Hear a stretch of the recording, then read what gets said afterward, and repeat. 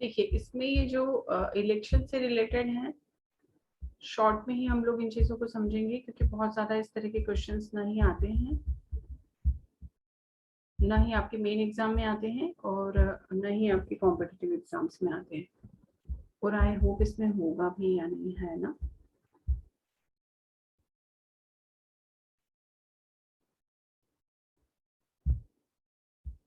of appeals relating to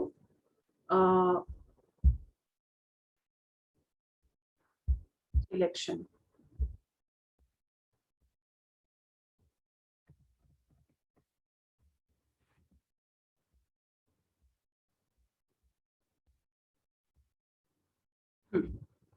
अब देखिए यहाँ पर कुछ सिंपल सी चीजें हैं जो कि हमारे इलेक्शन से रिलेटेड हैं। और इलेक्शन मीन्स जो निर्वाचन, जिसे हिंदी में निर्वाचन बोला जाता है। और शायद पहले मैंने दो चीजें कई बार एक्सप्लेन की हैं, निर्वाचन में और निर्वचन में सिर्फ आ की मात्रा का फर्क है, बट दोनों में बहुत फर्क होता है।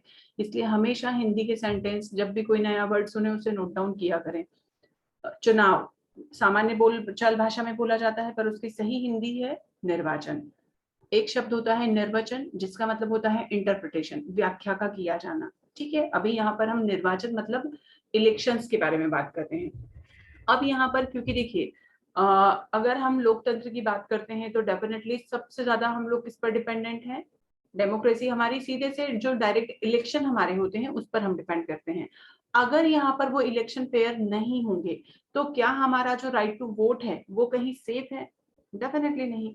मीन्स यहाँ पर कई सारी ऐसी चीजें हैं जो कि जरूरी है कि उन चीजों के संबंध में कुछ ऐसे प्रोविजन बनाए जाएं ताकि हमारे जो पॉलिटिकल राइट्स हैं और जो चुनाव है वो चुनाव बहुत स्मूथली रन किए जा सके। क्योंकि सबसे ज्यादा इवन करप्शन होता है, मारपीट होती है, लूटपाट होती है, पूरे के पूरे वो जो सेंटर हैं जहां से वोटिंग किया जाता है वो लूट लिए जाते हैं। तो कई ऐसी चीजें होती हैं जो कि गलत है और जो कि क्राइम की कैटेगरी में आते हैं। इसलिए इस तरह की चीजों के लिए यहाँ पर कुछ प्रोविजंस बताए गए हैं। बहुत सिंपल सा इसे हम ब्रीफ करेंगे। जैसे कि इसमें भी क्या है, मान लीजिए कि चुनाव निर्वाचन में जो स्पेसिफिक 6 तरह के क्राइम बताए हैं वो कौन से हैं। एक है रिश्वतखोरी, ब्राइब हमने देखा। फिर अनड्यू इन्फ्लुएंस। अनड्यू इन्फ्लुएंस कोई मुझे बता पाएगा क्या एक लाइन में कि ये क्या होता है? आप लोग पढ़ चुके हैं कॉन्ट्रैक्ट एक्ट में। रोहित माली से है मेरा क्वेश्चन। अनड्यू इन्फ्लुएंस, असम्यक असर।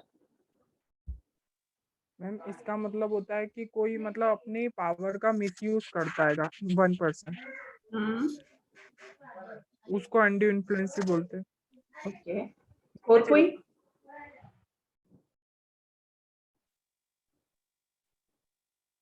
Sanghamitra?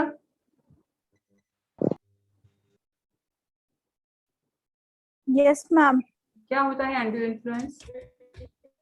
Ma'am undue influence means जब कोई आपसे बड़ी अथॉरिटी होती है वो आपको इन्फ्लुएंस करके आपसे कोई एक्ट करवाती है। उसमें कोई भी हो सकता है, यहाँ कोई भी, यस मैम। है ना, कोई भी हो सकता है, किसी भी तरह के रिलेशन हो सकते हैं। फिर यस। निर्वाचन में प्रतिरूपण, जैसे अभी आप लोगों ने कल लोक सेवक का प्रतिरूपण पढ़ा था। पर्सोनेशन एट इलेक्शन, इलेक्शन में किसी और व्यक्ति का प्रतिरूपण कर लेना, मिथ्या कथन करना, झूठ बोलना, और इलीगल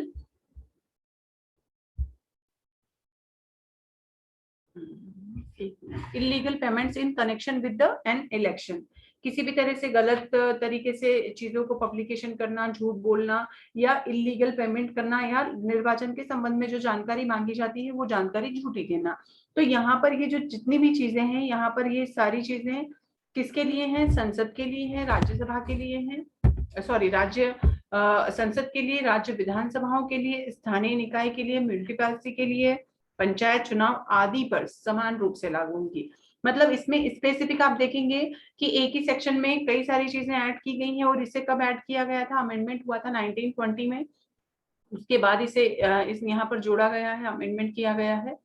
इसमें 171 से लेकर 171 का ABCD ऐसे कुछ आई तक इन्होंने सेक्शंस दिए हैं जो कि स्पेसिफिक सिर्फ और सिर्फ चुनाव से रिलेटेड है ना।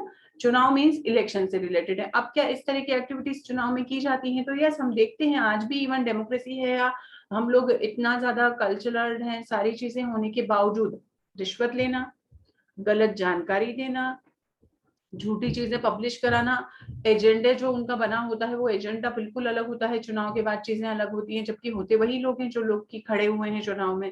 तो यहाँ पर ये सारी चीजें जो है, इलेक्शन वाला पार्ट जो है वो पूरी तरह से सिर्फ चुनाव से संबंधित होता है, और चुनाव के दौरान किए जाने वाले जितने भी अपराध हैं जो कि इसमें यहाँ बता दिए गए हैं ये उनसे संबंधित है। एक बार इसको रीड भी आप लोग करोगे तो आपको इजीली समझ में आएगा। अगर नहीं समझ में आता है तो फिर आप मुझसे पूछिएगा। किसी को इसको समझना है डिटेल में पूरा क्या?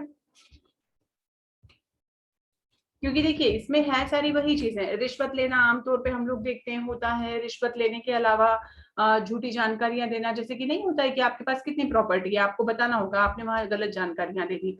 कई बार रिजर्वेशन में आप लोगों को शायद पता हो, तो रिजर्वेशन में आपकी सीट कौन सी, आप खड़े कैसे हुए हैं, अब उसमें अगर आपने गलत जानकारियां दे दी है कि ओबीसी का सीट है रिजर्व और आप एससी के हैं और आप खड़े हो गए गलत डॉक्यूमेंट पेश करके, इस तरह की चीजें भी की जाती हैं। अपनी संपत्ति के बारे में जो लेखा मांगा जाता है वो गलत दिया जाता है सामने वाले व्यक्ति के लिए, झूठे प्रकाशन, और जबकि ये चीजें तो बहुत बड़े लेवल पर होती ही हैं, बट हाँ जब तक कि उनकी कंप्लेन ना हो इस तरह की चीजें मतलब बहुत ज्यादा चुनाव के दौरान हाईलाइट नहीं हो पाती हैं। तो ये जितनी भी चीजें हैं ये सारी की सारी सिर्फ चुनाव से संबंधित है। किसी को पढ़ना है इसे डिटेल में क्या? मैम एक बार रीड कर लेंगे, हाँ एक बार अगर आप समझ में पहले नहीं रीड आएगा। करिए, अगर समझ नहीं आएगा तो उसको पॉइंट आउट कर लीजिएगा। इवन अगर आप लोग के पास टाइम हो तो अभी कर लीजिएगा, जो नेक्स्ट लेक्चर होगा 110 वाला उसी में मैं आपको समझा दूंगी। Yes ma'am. है ना? क्योंकि क्या हमारे पास अभी 1 महीना है और इस 1 मंथ में हमें बहुत सारी चीजें कवर अप करनी है। फिर हमारे जो चैप्टर नेक्स्ट चैप्टर है 10th, वो है लोक सेवकों के विधिपूर्ण प्राधिकार के अवमान के विषय में। अब लोक सेवक के अवमानना किस तरह से हो सकती है? जैसे कि पब्लिक अथॉरिटी ने मान लीजिए किसी तरह का कोई अपने कर्तव्य के तहत उसने कोई कार्य किया है, उसकी अवमानना अगर करना, जैसे 172 आप देखेंगे, समन्स की तामील या अन्य कार्यवाही से बचने के लिए फरार हो जाना। पहली चीज तो समन क्या होते हैं, सबको पता है समन्स क्या होते हैं?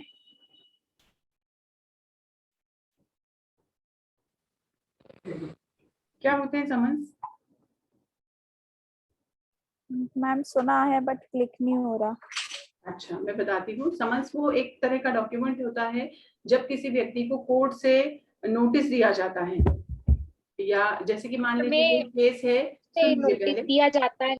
हाँ पहले नोटिस दिया गया, उसके बाद केस फाइल हो गया, उसके बाद कोर्ट ने उसे वहां पर आने के लिए, कोर्ट में आने के लिए, अपीयर होने के लिए, एक minute,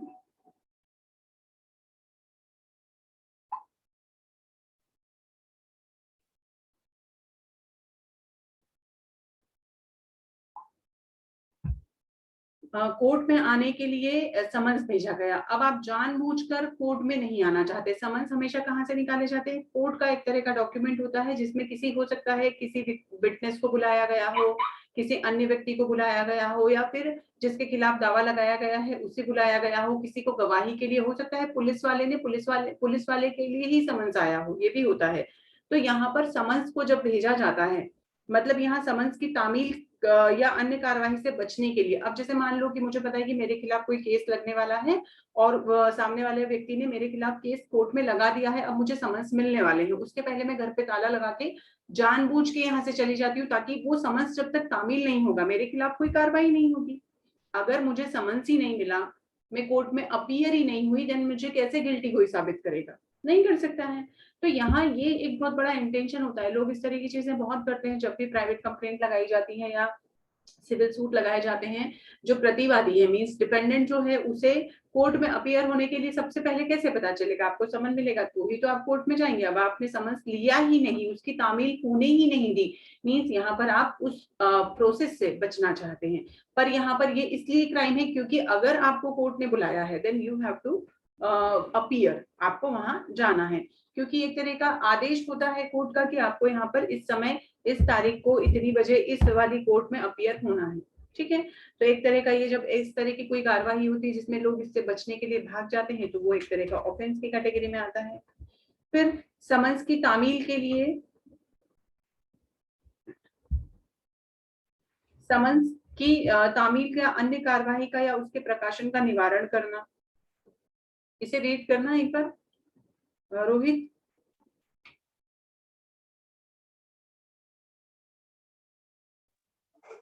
Absconding to avoid service of summons or other proceedings. Whoever abscond in order to avoid being served with a summons, notice or order proceeding from any public servant legally competent, such public servant to issue such summons, notice or order shall be punished with simple imprisonment for a term which may be extended to 1 month or fine, which may extend to 500 rupee or both. Or if the summons or notice or order is to attend in a person or any agent to produce a document and electronic record in a court of justice with simple imprisonment of a term which may extend of 6 months or with fine may extend to 1000 rupee or both. देखिए यहाँ पर ये जो activity की गई है, पहले वाले में तो आपने क्या किया है, आपको पता है कि आपके घर पे समन आ जाएगा तो आप वहां से फरार हो गए। 173 में आप क्या करते हैं, उस समन की तामील होने के लिए या कोई और प्रोसेस होने के लिए या उसका प्रकाशन मतलब उसका जो पब्लिकेशन होना है उसको रोकने के लिए कोई एक्टिविटी करते हैं। जैसे मान लीजिए कि आपके घर पे कोई समन्स देने आया, ठीक है, आपने मना कर दिया, घर पे कोई नहीं है ना, ऐसा बोल दिया ये एड्रेस गलत है, ऐसा और ऐसा होता है, यही होता है, सबसे ज्यादा यही होता है समन्स के मामलों में। या तो ताला लगा दिया जाएगा या घर का कोई छोटा बच्चा बाहर जाके बोल देगा घर में पेरेंट्स नहीं, क्योंकि समन्स हमेशा वयस्क के द्वारा तामील किए जाते हैं। मतलब जो बैलिफ लेकर आता है वह व्यक्ति उसी व्यक्ति को वो समन्स देगा जो कि वयस्क है ना, कि हर किसी को समन्स नहीं दिए जा सकते। और इसके ऐसे प्रोसेस होते हैं, जैसे मान लीजिए पहले डाक से आया, पता गलत था या कोई नहीं था तो कैंसिल हो गया। दूसरी बार बैलिफ खुद लेकर आया, आपने बोल दिया एड्रेस गलत है, ठीक है, नहीं हुआ। तीसरी बार अगर ऐसा लगता है कि पता सही है, जानबूझकर इग्नोर किया जा रहा है, तो उसे चिपका दिया जाएगा, वहां पर जो बैलिफ आएगा वो उसे चस्पा करके चला जाएगा। जिससे इस तरह का आदेश देती है कोर्ट, शुरुआत में नहीं देती है, शुरू के 2-3 बार बाद इस तरह के ऑर्डर दिए जाते हैं। तो ये जो पूरा प्रोसेस है, मतलब आप क्या करना चाह रहे हैं, आप उस पर्टिकुलर प्रोसेस को डिले करना चाह रहे हैं जो कि कोर्ट का है, जो कि पब्लिक सर्वेंट का है, मीन्स हमारी अथॉरिटीज का है। तो इंटेंशनली जब आप इस तरह के काम करते हैं देन यहाँ पर उनके लिए पनिशमेंट है। इसी तरह लोक सेवक का आदेश न मानकर गैर हाजिर होना। अब जैसे मान लीजिए कि आपको मैंने एक बार शायद कभी बताया हो कि non attention in obedience in other from the public servant.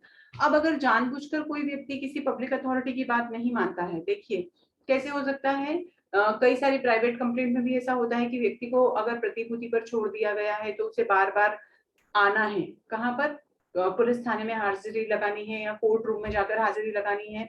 जो कोई किसी लोक सेवक द्वारा निकाले गए समन, सूचना, आदेश या उद्घोषणा, उद्घोषणा मतलब आपने अगर कुछ कह भी दिया है, डिक्लेरेशन भी कर दिया है पालन में, उसको आपको मानना है।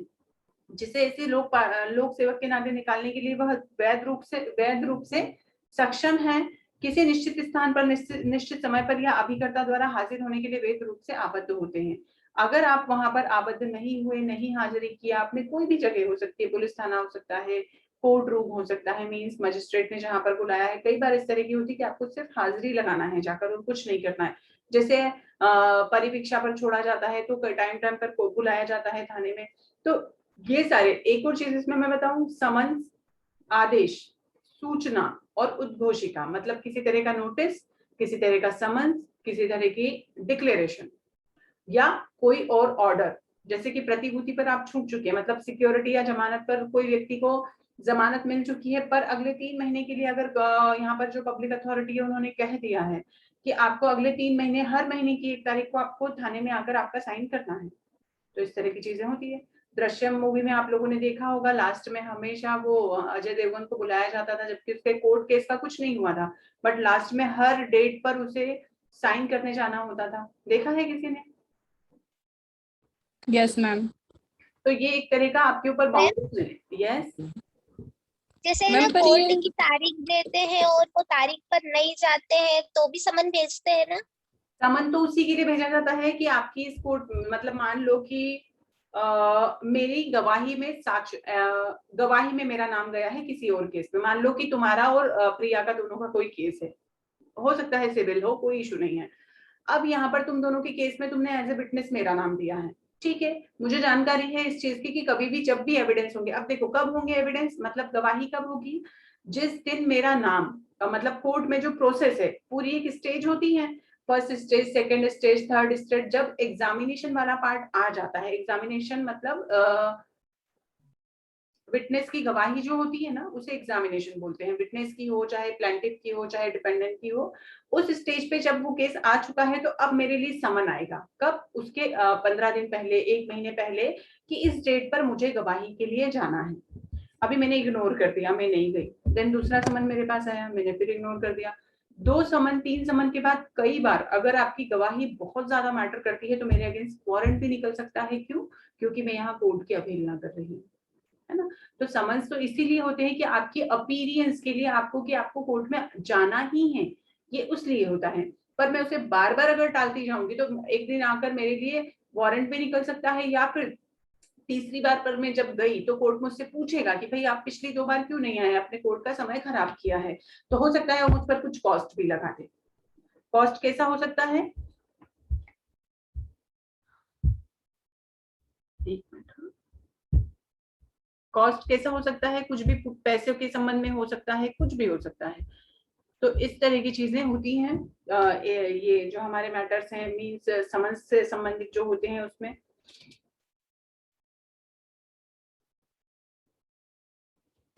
कलकत्ता उच्च न्यायालय द्वारा निकाले गए सफीना के पालन में उच्च न्यायालय के समक्ष समन्स के पालन में उच्च न्यायालय के समक्ष उसे उपस्थित होना था, सामने वाला उपस्थित नहीं हुआ, उसने इस धारा के अधीन अपराध किया है।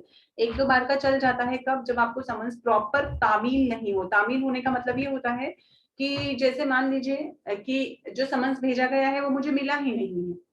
अब जब मुझे मिला ही नहीं है, और उसका एक चीज और मैं आपको बताऊं, आजकल है ना कोर्ट, जैसे कि मान लो आपने स्पीड पोस्ट से भेजा है, आपने कुरियर किया है, कोर्ट से भी होती हैं जैसे कि पोस्ट की जाती हैं। तो अब मैं एडवोकेट हूँ, मान लो कि मैं एडवोकेट हूँ और मैंने किसी को समन भेजा है मेरी सामने वाली पार्टी को, अब मुझे किसे पता चलेगा कि वो डिलीवर हुआ है या नहीं है, तो जो आजकल स्पीड पोस्ट से हम करते हैं तो उस पर ट्रैकिंग नहीं हो जाती है, सुना होगा आप लोगों ने, है ना। तो वो ट्रैक किया जाता है, कब, 1 आध हफ्ते बाद, 10 दिन बाद उसे ट्रैक किया जाता है कि क्या वो पोर्टल यहाँ से निकला, जब उसका पूरा ऑनलाइन हम पूरा अपडेट ले सकते हैं, उसे पूरा वो दिखाया जाता है। अब मान लो कि उसमें लिखा आ रहा है कि डिलीवर हुआ है, सही एड्रेस पे हुआ है, सामने वाले ने एक्सेप्ट कर लिया है, तो यहाँ पर उसका प्रिंट आउट निकाल के हम कोर्ट में जमा कर सकते हैं कि देखिए सामने वाले व्यक्ति को समन्स मिला पर वो फिर भी कोर्ट में नहीं आया, तो अब आप उसके अगेंस्ट कार्रवाई करिए, ये भी किया जाता है, ठीक है मैम। मैम किसी को शक के बिना पे भी मतलब ऐसा दृश्य में बताया था कि उसको सिर्फ शक ही था, तो फिर भी उसको साइन करने क्यों आना पड़ा था?